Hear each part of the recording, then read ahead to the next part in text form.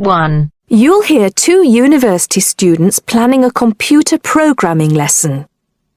First, you have some time to look at questions 1 to 4.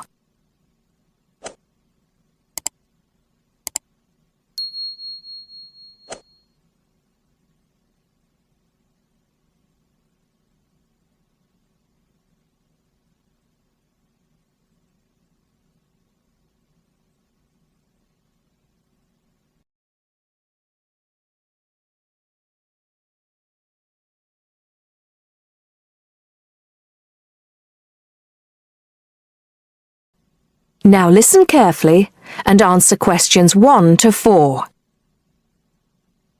Hi, Hardeep. Is now a good time for us to plan that computer programming lesson we've been assigned? Hey, Dawn. I was just thinking about that, actually. Yes, let's get it out of the way now, shall we? I've got the instructions here.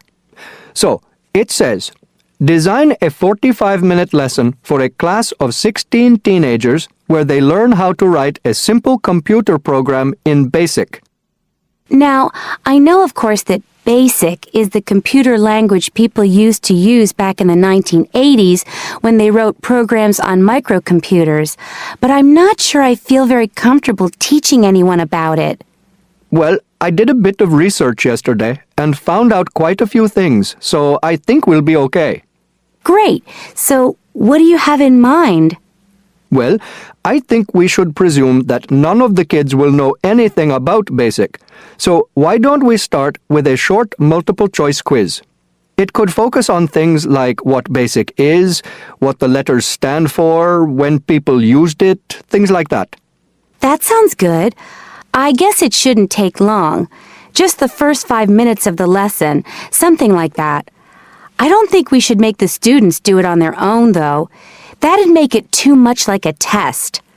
Shall we let them do it in twos so they can discuss their choices? Yes, good idea. Then we'll go through the answers with them as a whole group. Good. What next? Well, I've had an idea for the program they could write. I'll tell you about that in a minute. I think the key thing is, though, that before they actually sit at their computers, and I think we should presume that they're doing this lesson in a computer room, they make a flow chart of what they want the program to do. That's usually the best way to start writing a program. This flow chart will show all the different stages of the computer program, right? Exactly. It's probably best if the teacher stands at the board and everyone works on that together. Yes, otherwise they'll all come up with different flow charts and it'll get confusing. Precisely. I imagine making the flowchart will take about 15 to 20 minutes.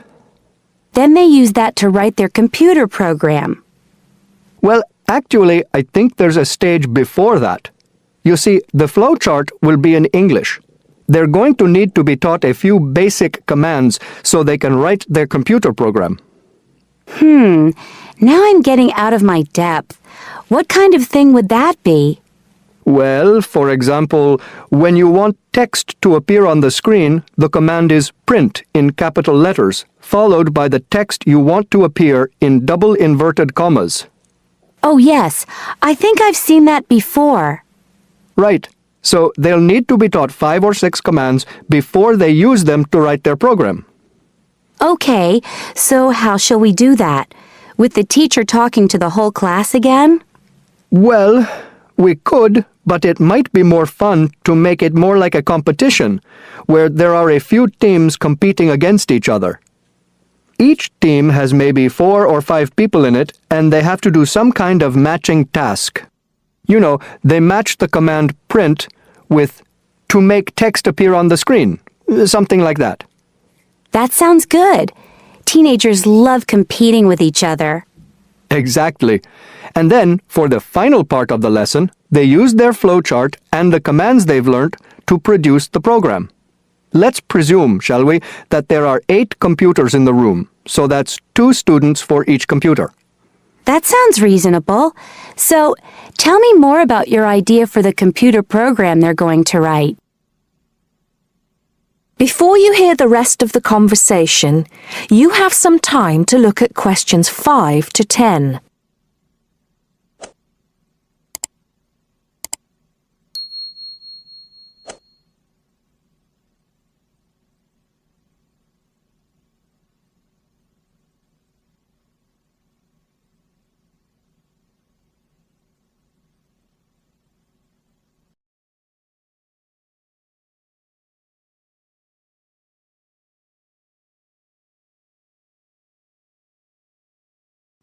Now listen and answer questions 5 to 10.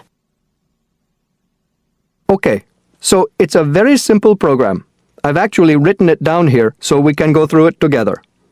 Okay, so the first line says 10 CLS. What on earth does that mean? Well, every line of a basic computer program starts with a number. They usually go up in tens, so the first line is 10, the second 20, and so on.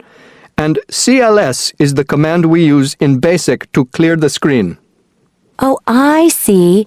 So that's just telling the computer to start with a blank screen. Exactly. Then we move on to the next line. So this one says 20, print, guess a number between 1 and 10. Right, I see. That appears on the screen. It's not that difficult, is it, when you get the hang of it? Let's see if I can work out the next one. 30, input I. Oh, not sure about that. Well, all that's saying is that the person playing types in a number. Input is the basic command for type in, and I just means any number you like. Oh, okay. Then what happens next depends on what the number is. So we've got 40 if I is less than 1, or if I is greater than 10. Then print. Bad choice. Right. So if they type, say, 0 or 11, that appears on the screen. Exactly. And then this next line takes them back to where it asks them to type in a number between 1 and 10. That's line 50. I see. And line 60 says, if I equals 6, then print. Correct. Ah, okay. So if they've typed 6, they've got it right. And if they haven't typed 6, which is the next line, then try again comes up on the screen, and that takes them back to where they choose another number. It's clever. Well done. That is the end of part 1. You now have half a minute to check your answers.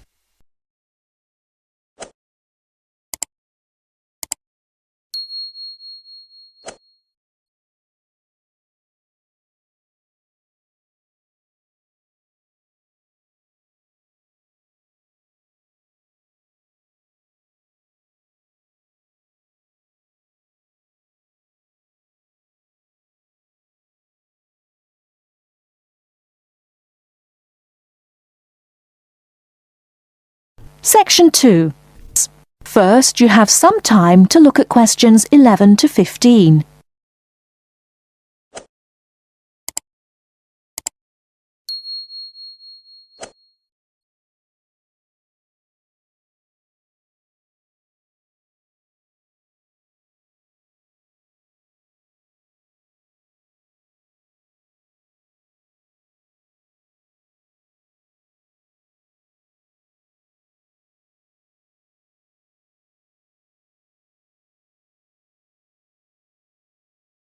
Now, listen carefully and answer questions 11 to 15. Mark has talked about a small animal. I'm going to give you a talk about a very big one. It's the giraffe, a tall, long-necked, spotted ruminant.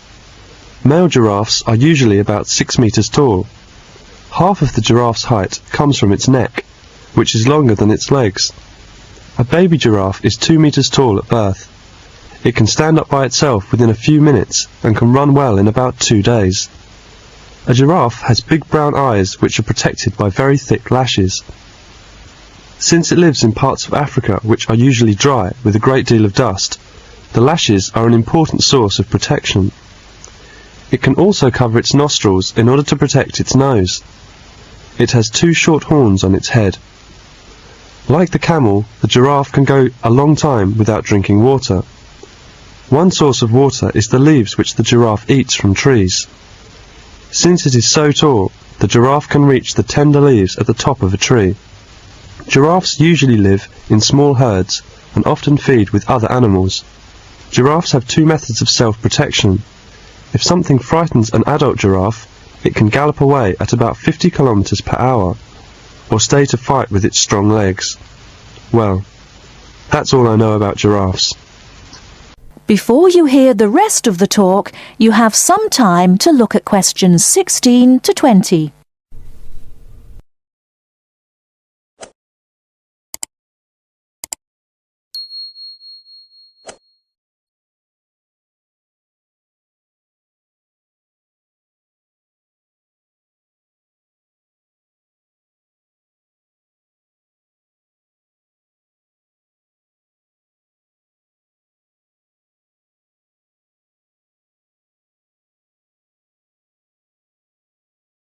Now listen and answer questions 16 to 20. Peter and Kate have met in the coffee bar and they are having coffee together. Hi there, how are you going with your tutorial next week? Oh, good. I've decided to talk about paper and its use. Fascinating, I'm sure. Yes, I think it's an interesting topic. Do you know how much paper you use every year? Well, I've never thought about that. I can't answer your question. I suppose you can tell me something about it. OK. It'll be good practice for my tutorial next week. How much paper does one person use every year? In 1900, the world's use of paper was about 1 kilogram for each person in a year. Now, some countries use as much as 50 kilograms of paper for each person in a year. This shows how far advanced the country is. You're right.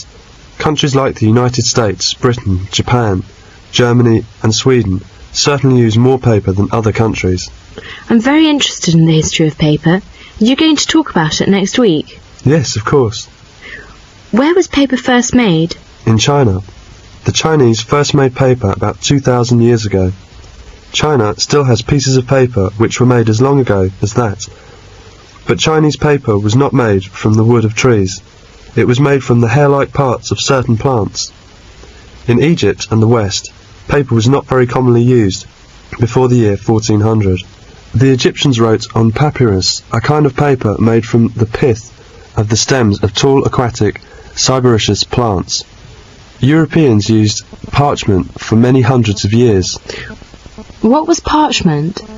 Parchment was made from the skin of certain young animals. They were very strong. We have learnt some of the most important facts of European history from records that were kept on parchment. Oh, I see. How about paper in Europe? Well, paper was not made in southern Europe until about the year 1100.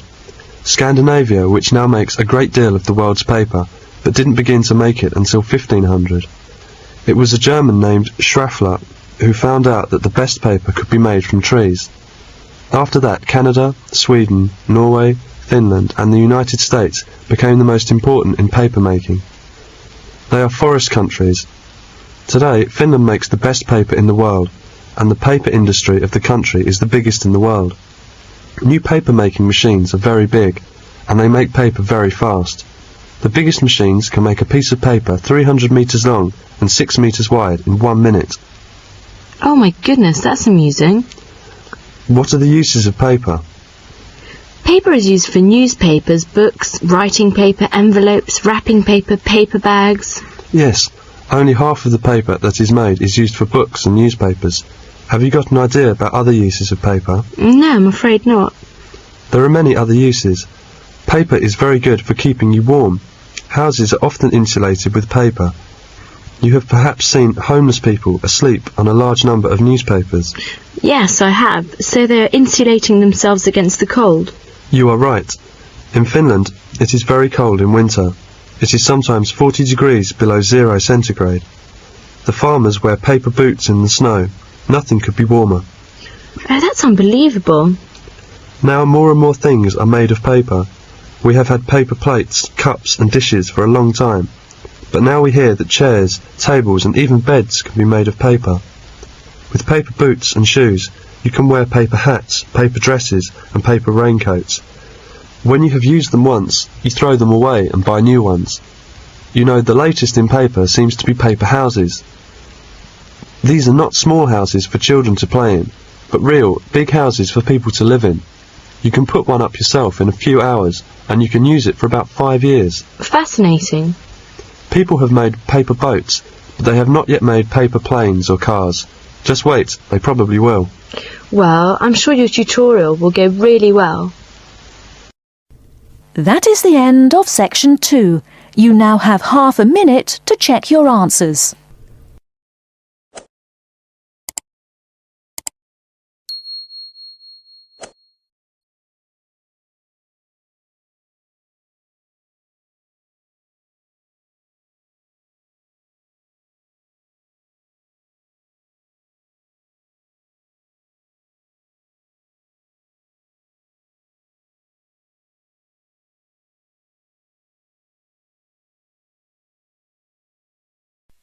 Now turns to Part 3.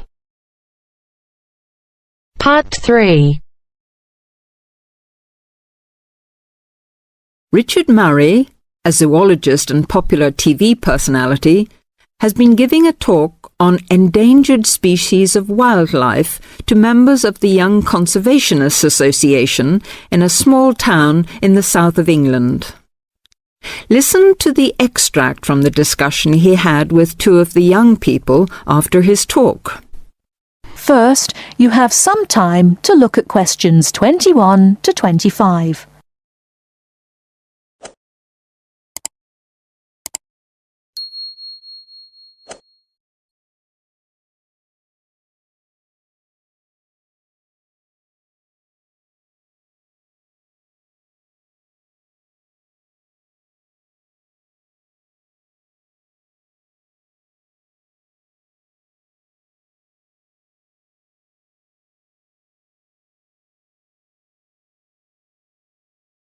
Now listen carefully and answer questions 21 to 25. What would you say, Mr. Murray, are the main reasons that so much of our wildlife will have died out by the end of the next few decades? Well, Tony, we can't of course rule out the effect of urbanization due to the spread of population. But apart from that, I believe there are two reasons which, in a way, are like the opposite ends of a piece of string. If you tie a knot in that piece of string, you end up with a circle, and whichever way you go round, it's going to turn out to be the same. I don't think I quite get that, Mr. Murray. Well, let's put it another way. It's rather like a film. You've got the good guys and the bad guys. They're pulling in opposite directions, but when it comes to the final showdown, it's hard to make out which is which. What are your two reasons, Mr. Murray? I call them greed and caring. Greed and caring? Yes, I know they don't seem to have much to do with one another, but think about it. The motive of greed is pretty obvious. In the course of the next few months, thousands of baby seals will be bludgeoned to death before they're even weaned from their mothers. What for? For the sale of their skins at inflated prices to please the vanity of a few and line the pockets of the killers. Crocodiles will be slaughtered to provide shoes and handbags for the rich. Gorillas, tigers, leopards and rhinos will be hunted for senseless sport or poached in defiance of regulations. Their skins, their horns, and their magnificent heads will be used as trophies to decorate someone's living room floor or walls. That's terrible. Yes, but it's not all. The whale, probably the most impressive and certainly one of the most intelligent sea mammals in creation, will be cruelly hunted and harpooned to make more money for the profiteers. The dolphin, the sailor's friend, will be indiscriminately battered to death at so much a head on the grounds that it is taking away the livelihood of a few fishermen by consuming the fish in its natural habitat. But surely, Mr. Murray, we do have to keep warm. We need whale oil and ambergris. Fishermen have to make a living. Part of what you say is true, of course, Tony, but we shall have to enforce far stricter controls if future generations are not to find themselves in a world devoid of wildlife as we know it. Well, I see what you mean about fur coats and crocodile handbags, Mr. Murray, but I don't understand what you mean by caring. That can't be bad, surely. I mean, I thought we were supposed to be living in a caring society. Well, so we do, in a way. The trouble is, there are so many well-intentioned people who start out with the best possible motives of trying to protect or immunize us from this, that, or the other in the most effective way, at the quickest possible rate. But in their enthusiasm, they lose sight of the long-term consequences. It's only very gradually that the danger to other forms of life, including humans, comes out. Not to say leaks out, and by that time it'll probably be too late to do much about it. Take insecticides, for instance. But Before you hear the rest of the talk, you have some time to look at questions 26 to 30.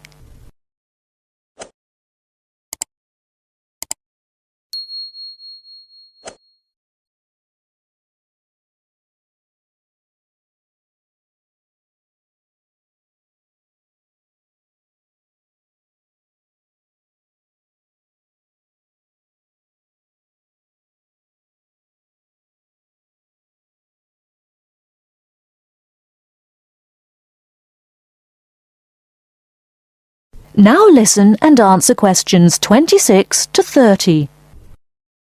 But insecticides protect crops from pests. They destroy disease-carrying mites and creepy crawlies like cockroaches.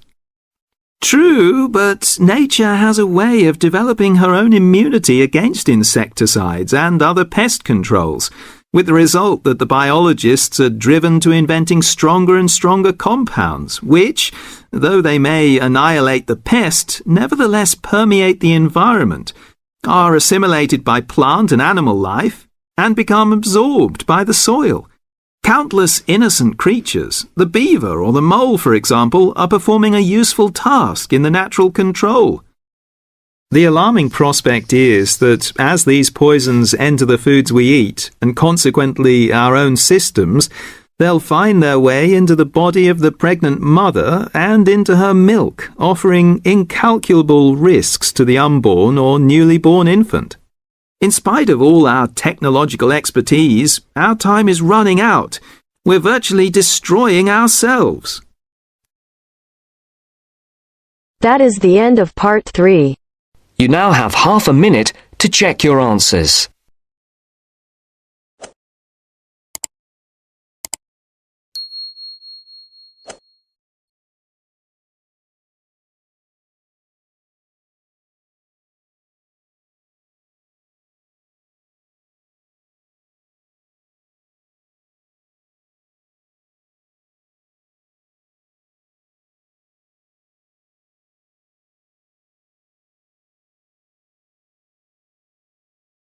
Now turns to part 4. Part 4 section, you will hear an introductory lecture to a course on Southeast Asia. First, you have some time to look at questions 31 to 40.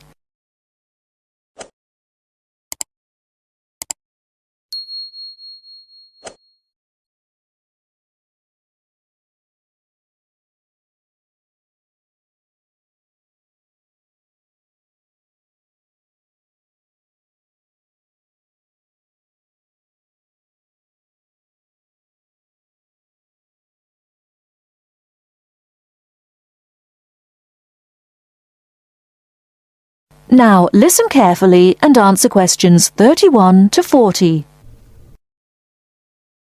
My name is Paul Stange. I'm coordinator of this course. It's called Southeast Asian Traditions. I'm also the author of the study guide and the course reader, and you should have those in front of you. As well as these, you'll need 2 textbooks for the course. There's the one by Osborne and there's another by Legg. I'll talk a bit more about the reading materials in a moment.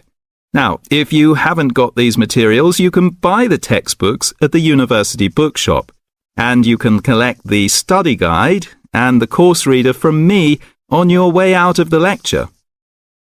The purpose of this lecture is simply orientation. What I'm going to do is introduce myself, talk you through the course, and give you some additional advice, apart from what's contained in the study guide, on dealing with the various assignments for the course.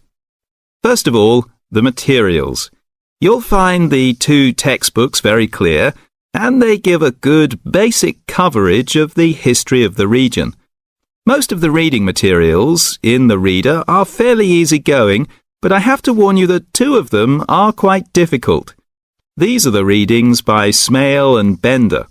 And of these 2, the one by Bender is perhaps the more challenging.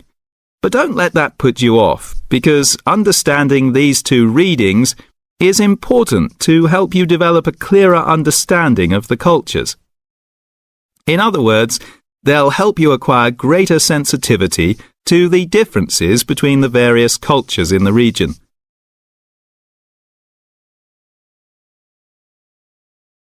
Now, the course itself. The course has multiple aims. It's primarily a history course, but it's not only a history course. It is, in most respects, a cultural history course focusing on Southeast Asia. Nevertheless, the course is, as you'll see from the materials, an introduction to the Southeast Asian Studies component of the Asian Studies program. In looking at the cultural history of Southeast Asia, there are two major influences to be considered, the Chinese and the Indian. It's important not to forget the extensive influence that these two countries have had in the region. China has been trading throughout the region since at least the 6th century, so many of its cultural and social traditions have influenced the countries in the area, and religious practices from India have helped form today's culture. So we'll be looking for the links and the connections between traditional patterns and today's developments in the region. I think you can now begin to see how these past influences might form a background for the present-day social practices. And in the same way, this course will form a basis or background for second and third year courses, with their focus on the modern period, and in particular, the economic and political situation of the region. So, that's the outline of the course. I'd like to go on now to look at what you have to do, your assignments and so on. That is the end of part 4. You now have half a minute to check your answers.